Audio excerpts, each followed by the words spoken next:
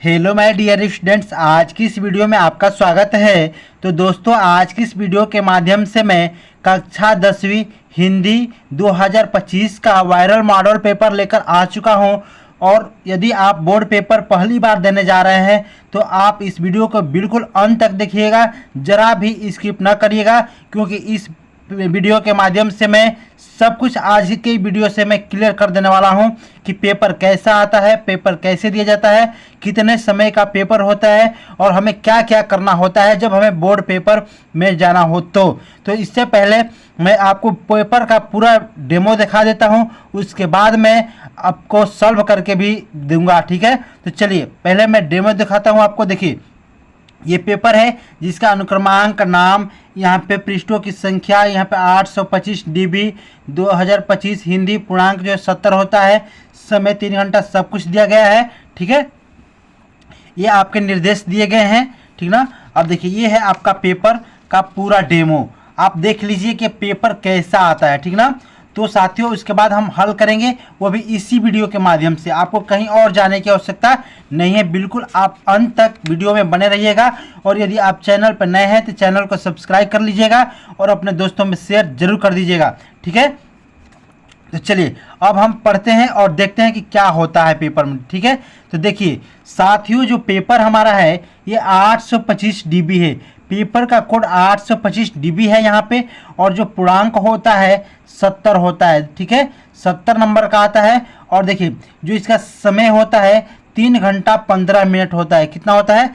3 घंटा 15 मिनट होता है। और आपको क्या करना हो, देखिए यहाँ पे अनुक्रमांक लिखा हुआ है। ठीक है, तो सबसे पहले हमें यहाँ पे अपना अनुक्रमांक लिख लेंगे जो आपको एडमिट कार्ड पे दिया रहता है। ठीक ना। और यहाँ पे अपना नाम भर लेंगे। ठीक है, अब उसके बाद देखिए, एक बार ध्यान से, बिल्कुल ध्यान से आप निर्देश को पढ़ लीजिएगा, जैसे कि मैं आपको यहाँ पे ही बता देता हूँ कि निर्देश में क्या क्या लिखा गया है। ठीक है, यहाँ पे सामान्य निर्देश, जिसका पहला नंबर पॉइंट है कि प्रारंभ के 15 मिनट परीक्षार्थी को प्रश्न पत्र को पढ़ने के लिए निर्धारित है। देखिए भैया, जब आपको पेपर मिलेगा तब से आपको 3 घंटा 15 मिनट का समय दिया जाता है, जिसमें से 15 मिनट आपको ये पूरे पेपर को पढ़ने के लिए दिया जाता है। ठीक है, पूरे पेपर को पढ़ने के लिए आपको कितना समय मिलता है? तो मात्र 15 मिनट मिलता है। ठीक है, उसके बाद आपको हल करना होता है। ठीक ना। अब चलिए, दूसरा नंबर पॉइंट है कि प्रश्न पत्र 2 खंडों अ तथा ब में विभाजित है। देखिए, जो प्रश्न पत्र होता है उसको खंड अ और खंड ब में विभाजित किया गया है। तो जैसे देखिए, यहाँ पे खंड अ लिखा गया है, आपको खंड आगे ब भी मिलेगा। ठीक है, उसके बाद देखिए, जो तीसरा नंबर पॉइंट होता है, प्रश्न पत्र के खंड अ में बहुविकल्पी प्रश्न है, जिसमें सभी विकल्प का चयन करके OMR सीट पर नीले अथवा काले बाल पॉइंट से सही विकल्प वाले गोले को पूर्ण रूप से काला करें। ठीक है, देखिए, जो आपको OMR सीट मिलेगा उस पर बिल्कुल सही तरीके से काले बाल पॉइंट पेन से क्या करना है? भरना है। यदि आप चाहें तो नीले पेन से भी भर सकते हैं। ठीक है, देखिए, खंड अ में बहुविकल्पी प्रश्न हेतु प्रत्येक प्रश्न के लिए 1 अंक निर्धारित है। देखिए, जो खंड अ है, यानी जो ये खंड है, इसमें प्रत्येक अंक के लिए आपको 1 नंबर मिलेगा। ठीक है ना। प्रत्येक प्रश्न के सम्मुख उसके अंक निर्धारित दिए गए हैं। ठीक है, और बाकी जो भी आपको प्रश्न मिलेंगे उसके सामने आपको अंक दिखा दिया गया कि आपका कितने नंबर का प्रश्न है। ठीक है, अब देखिए, खंड अ, अब हम इसको हल करेंगे बिल्कुल सही तरीके से। ठीक ना। देखिए, खंड अ होता है बहुविकल्पीय प्रश्न। जो खंड अ में आपका प्रश्न आएगा वो होता है बहुविकल्पीय प्रश्न। ठीक है, तो देखिए, पहला नंबर प्रश्न है कि चिंतामणि के रचयिता हैं। बताइए भाई, चिंतामणि के रचयिता कौन है? डॉक्टर राम कुमार वर्मा, जयशंकर प्रसाद, आचार्य रामचंद्र शुक्ल, प्रेमचंद्र। तो देखिए, इसका राइट आंसर क्या हो जाएगा? तो देखिए, इसका जो राइट आंसर हो जाएगा आचार्य रामचंद्र शुक्ल, यानी कि चिंतामणि के जो रचयिता हैं आचार्य रामचंद्र शुक्ल जी है। ठीक है, अब चलिए, इसके साथ अगला नंबर प्रश्न है, दूसरा नंबर, पंच परमेश्वर कहानी के लेखक है।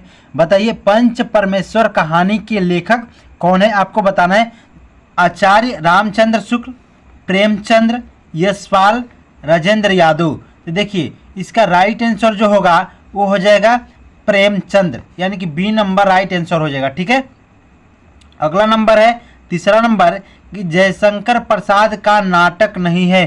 भाई देखिए प्रश्न ऐसे ही घुमा के पूछ देता है और आप सोचेंगे कि ये जयशंकर प्रसाद का नाटक हमें लिखना है और फटाक से आप उत्तर मार देंगे और आपका गलत हो जाएगा, ठीक ना।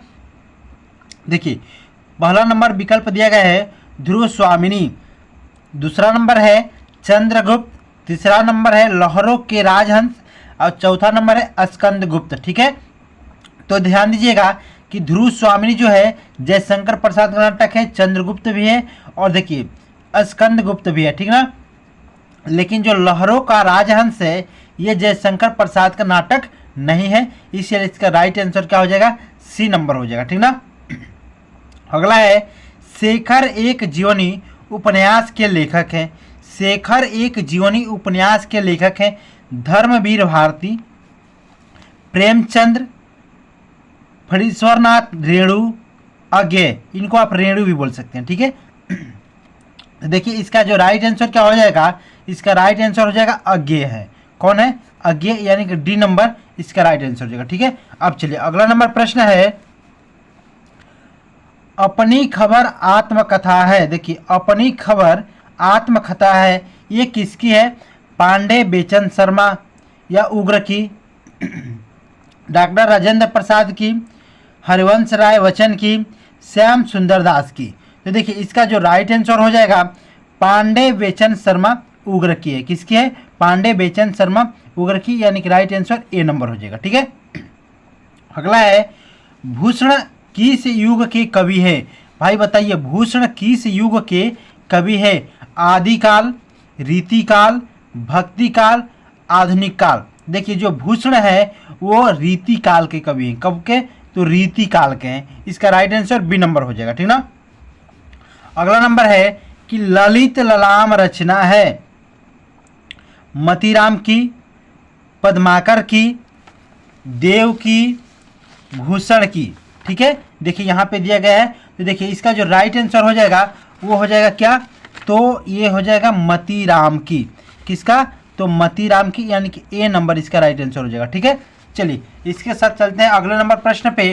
तो देखिए अगला नंबर जो प्रश्न है यशोधरा रचना है, यशोधरा रचना है जयशंकर प्रसाद की, महादेवी वर्मा की, सुमित्रानंद पंत की, मैथिली शरण गुप्त की। तो इसका राइट आंसर क्या हो जाएगा, तो देखिए इसका जो राइट आंसर हो जाएगा मैथिली शरण गुप्त हो जाएगा। क्या होगा, मैथिली शरण गुप्त का, यानी कि यशोधरा रचना मैथिली शरण गुप्त के द्वारा रची गई है, ठीक है, डी नंबर। अगला नंबर है 9 नंबर कि आंगन के पार द्वार रचना है। देखिए भाई बताइए आंगन का पार द्वार किसकी रचना है, जयशंकर प्रसाद की, अज्ञेय की, रामधारी सिंह दिनकर की, नरेंद्र शर्मा की। देखिए आंगन के पार द्वार जो रचना है वो है अज्ञेय की, यानी कि इसका राइट आंसर बी नंबर हो जाने वाला है, ठीक है। कौन सा, बी नंबर। अगला नंबर है दीप सखी काव्य संग्रह रचना है। देखिए दीप शिखा क्या है, दीप शिखा काव्य संग्रह रचना है महादेवी वर्मा की, जयशंकर प्रसाद की, सुभद्रा कुमारी चौहान की, सूर्यकांत त्रिपाठी निराला की। तो इसका राइट आंसर क्या हो जाएगा, तो देखिए इसका जो राइट आंसर हो जाएगा महादेवी वर्मा की हो जाएगा, यानी कि ए नंबर सही हो जाएगा, ठीक है। अब देखिए अगला नंबर है 11वां नंबर करुण रस का अस्थाई भाव है। भाई करुण रस समझ रहे हैं, करुण रस क्या होता है, तो देखिए रौद्र, उत्साह, अद्भुत, शोक। तो भाई करुण रस का जो अस्थाई भाव होता है वो शोक होता है। क्या होता है, शोक होता है, यानी इसका राइट आंसर डी नंबर हो जाने वाला है, ठीक है। अगला है देखिए बिल्कुल इंपॉर्टेंट क्वेश्चन, आप इसको बिल्कुल ध्यान से पढ़िएगा। इंपॉर्टेंट क्वेश्चन हर वर्ष पेपर में पूछा जाता है ये। देखिए है कि चरण कमल बंदो हरि राई, चरण कमल बंदो हरि राई उपयुक्त गद्यांश में अलंकार है। भाई बताइए कौन सा अलंकार है यहाँ पे, उपमा, उत्प्रेक्षा या फिर रूपक, ठीक है, रूपक या यमक। तो बताइए कौन सा अलंकार हो जाएगा यहाँ पे, आप लोग बताइए कि कौन सा अलंकार हो जा रहा है। तो देखिए इसका जो राइट आंसर हो जाएगा वो हो जाएगा रूपक। क्या हो जाएगा, रूपक अलंकार, ठीक है, रूपक अलंकार हो जाता है, ठीक ना। अब चलिए इसके साथ अगला नंबर प्रश्न है कि पर्यावरण शब्द का में उपयुक्त उपसर्ग है। भाई बताइए पर्यावरण शब्द में प्रयुक्त उपसर्ग है, बताना है कि पर्यावरण में कौन सा उपसर्ग है। ए नंबर पर्या, बी नंबर वरण, सी नंबर परि और डी नंबर प्र। ठीक है, तो देखिए इसका राइट आंसर क्या हो जाएगा, तो इसका राइट आंसर हो जाएगा परि, यानी पर्यावरण शब्द में उपसर्ग क्या हो जाएगा, परि हो जाएगा, परि यानी कि इसका राइट आंसर सी नंबर हो जाएगा। ठीक है, अगला नंबर प्रश्न है 15वां नंबर कि महानता शब्द में किस प्रत्यय का प्रयोग हुआ है। भाई बताइए महानता शब्द में किस प्रत्यय का प्रयोग हुआ है, महा या ता, नता, इनमें से कोई नहीं। तो राइट आंसर क्या हो जाएगा, आप किसके तरफ जाते हैं एक बार कमेंट कर दीजिएगा और चैनल को सब्सक्राइब कर लीजिए और दोस्तों लाइक कर दीजिएगा। ठीक है, देखिए तो इसका राइट आंसर हो जाएगा ता, यानी महानता में प्रत्यय कौन सा है, तो ता प्रत्यय। ठीक है, बी नंबर राइट आंसर हो जाने वाला है। अगला नंबर है 16 नंबर कि सुख दुख में समास है। देखिए सुख दुख में समास है द्विगु, अव्ययी भाव, कर्मधारय, द्वंद्व। तो देखिए इसका राइट आंसर क्या हो जाएगा, राइट आंसर हो जाएगा द्वंद्व समास हो जाएगा, डी नंबर हो जाएगा। ठीक है, अगला नंबर प्रश्न है कि निम्नलिखित में से अग्नि का परिवाची नहीं है। निम्नलिखित में से अग्नि का परिवाची नहीं है, अनल, अनिल, पावक और जल। ठीक है, देखिए यहाँ पे लिखा गया है पावक और यह है ज्वाला। ठीक है, तो देखिए जो अग्नि का परिवाची नहीं है ना, तो भाई अनिल जो है अग्नि का परिवाची नहीं होता है।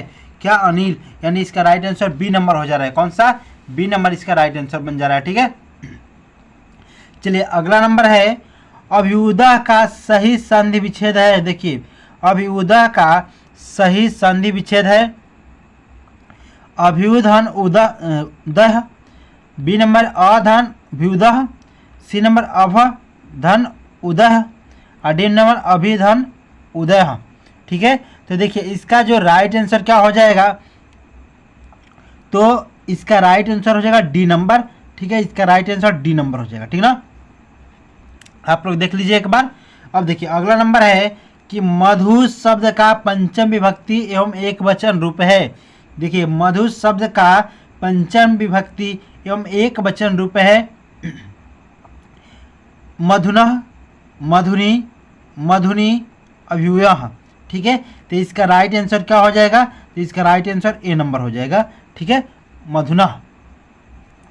अगला नंबर है और बहुविकल्पी का लास्ट नंबर प्रश्न है कि पठिष्यथ धातु रूप का वचन एवं पुरुष है। देखिए इसका बता रहे हैं कि धातु रूप एवं वचन, तो देखिए इसका राइट आंसर क्या हो जाएगा, तो इसका राइट आंसर हो जाएगा द्विवचन मध्यम पुरुष। ठीक है, द्विवचन मध्यम पुरुष इसका राइट आंसर हो जाएगा। अब देखिए यहाँ से हमारा शुरू होता है खंड ख।